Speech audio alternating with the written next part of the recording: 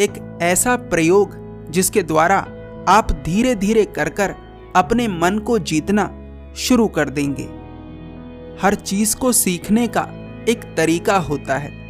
इसी प्रकार मन को समझने का, मन को अपने वश में करने का और मन को अपने हिसाब से कार्य करवाने का भी एक तरीका है, जिसे आज आप इस वीडियो में जानेंगे।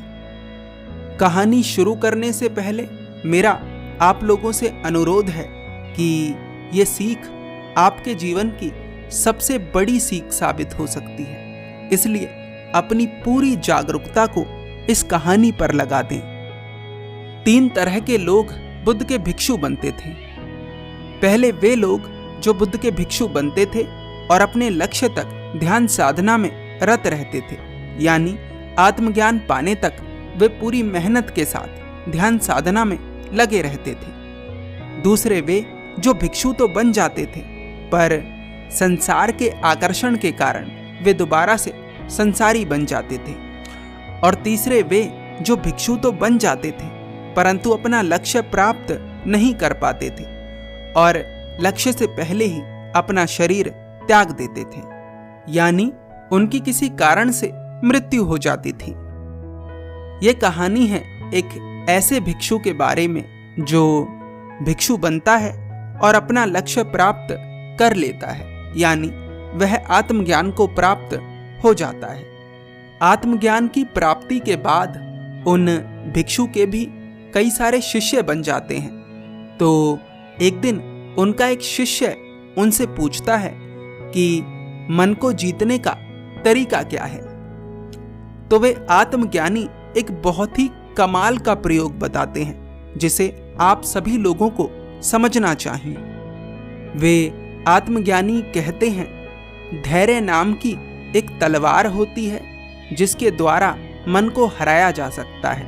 मैं तुम्हें एक प्रयोग बताता हूं जिसके उपयोग से तुम अपने मन को जीतना शुरू कर दोगे। प्रयोग बहुत आसान है। एक दिन उपवास करना है।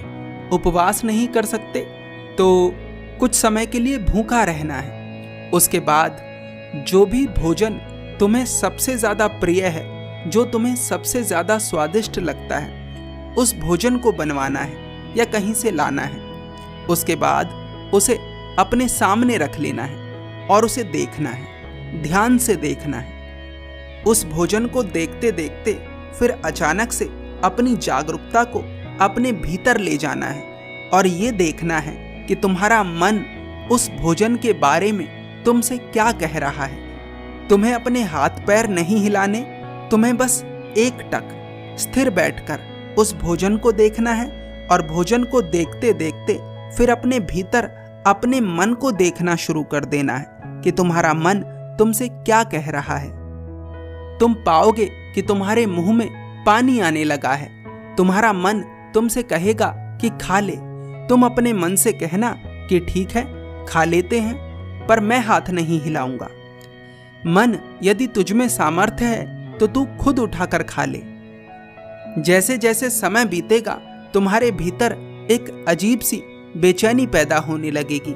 तुम्हारा मन तुम्हारे भीतर ऐसा भाव पैदा करेगा कि तुम किस मूर्खता में लग गए हो, तुम क्या प्रयोग कर रहे हो, भोजन करते क्यों नहीं हो। तुम्हें तुम्हारा मन 1000 वजह देगा कि तुम भोजन कर लो, पर तुम्हें भोजन करना नहीं है, बस उसे एकटक देखते रहना है। और मन जो भी कर रहा है, जो भी प्रयास भीतर कर रहा है, उन्हें जागरूकता के साथ बस देखते रहना है। कुछ समय बाद वहां से उठकर चले जाना है और अगले 7 दिन तक वह भोजन नहीं करना जो तुम्हें स्वादिष्ट लगता है। कुछ भी ऐसा खा लेना है जो तुम्हें इतना स्वाद नहीं लगता। अगर तुम ऐसा कर उठ पाए तो इसका अर्थ यह है कि तुमने मन को पहली जंग में हरा दिया है। अब तक मन तुम्हें जाने अनजाने हरा रहा था, इस बार तुमने अपने मन को पूरी जागरूकता के साथ हराया है। इस तरह का प्रयोग तुम किसी और चीज में भी कर सकते हो। जिस भी चीज को तुम्हारा मन करना चाहता है उसे ना कर। समस्या पता है क्या है समस्या ये है कि हमारा मन एक दिन में ना जाने कितनी बार हमें हराता है, पर हम उन लड़ाइयों से अनजान हैं, हम मन की उन चालों से अनजान हैं। लेकिन ये प्रयोग हमें बताता है कि मन कैसे चाल चलता है।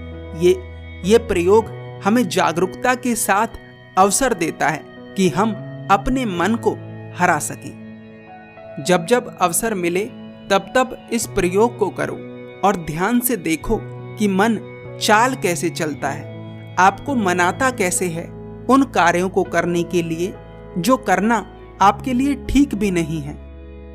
मनुष्य का मन लगातार जाने अनजाने में उसे हराता आ रहा है, इसीलिए वह मजबूत बन गया है। अगर कोई व्यक्ति पूरी जागरूकता के साथ अपने मन को हराना शुरू कर दे तो वह मजबूत बन जाएगा। ज्यादातर लोग जीवन में असफल क्यों होते हैं? क्योंकि वे जानते ही नहीं हैं कि उनके भीतर लगातार उनके और उनके मन के बीच में लड़ाई चल रही है और ज्यादातर लड़ाइयों को उनका मन जीतता है। शिष्य गुरु से पूछता है, गुरुदेव, क्या इस प्रयोग को भीतर उठती हर इच्छा के लिए किया जाएगा? गुरु कहते हैं, कुछ इच्छाएं स्वाभाविक होती हैं और कुछ इच्छाएं मन पैदा करता है। इस प्रयोग को उन इच्छाओं पर लागू करना है जिन्हें मन पैदा करता है। स्वाभाविक इच्छाएं क्या होती हैं? स्वाभाविक इच्छाएं होती हैं जैसे नींद आना एक स्वाभाविक इच्छा है, भूख लगना एक स्वाभाविक इच्छा है, पर खाना क्या है ये आपका निर्णय होना चाहिए। प्यास लगना एक स्वाभाविक इच्छा है, काम वासना का भाव उठना एक स्वाभाविक इच्छा है, पर काम वासना में लिप्त होना है या नहीं ये आपका निर्णय होना चाहिए। काम ऊर्जा सबसे शक्तिशाली होती है और मन इसी के द्वारा सबसे ज्यादा जीतता है। यदि कोई व्यक्ति संसारी है तो उसे काम वासना में लिप्त होने में कोई समस्या नहीं है, लेकिन अगर कोई व्यक्ति सन्यासी है या फिर उसका कोई ऐसा लक्ष्य है जिसमें ब्रह्मचर्य की आवश्यकता है तो फिर उसे काम ऊर्जा को रूपांतरित करने की आवश्यकता है। काम ऊर्जा को रूपांतरित करने के लिए मनुष्य को सात्विकता को अपनाने की आवश्यकता है। सात्विकता क्या है? सात्विकता का अर्थ है सात्विक भोजन ग्रहण करना, सात्विक विचार ग्रहण करना। सात्विक भोजन से पेट स्वस्थ रहेगा, पेट से पूरा शरीर स्वस्थ रहेगा और जब तन स्वस्थ रहेगा तो मन स्वस्थ अपने आप होने लगेगा। मन को स्वस्थ करने के लिए विचार भी बहुत आवश्यक हैं। जब कोई व्यक्ति अपने जीवन में सात्विकता को ले आता है और इस प्रयोग को करता है तो अपने आप ही उसका मन उसका दास बनता चला जाता है। ये था मन को जीतने का प्रयोग। गौतम बुद्ध ने कहा है, जिसने अपने मन को जीत लिया उसने सारे जगत को जीत लिया।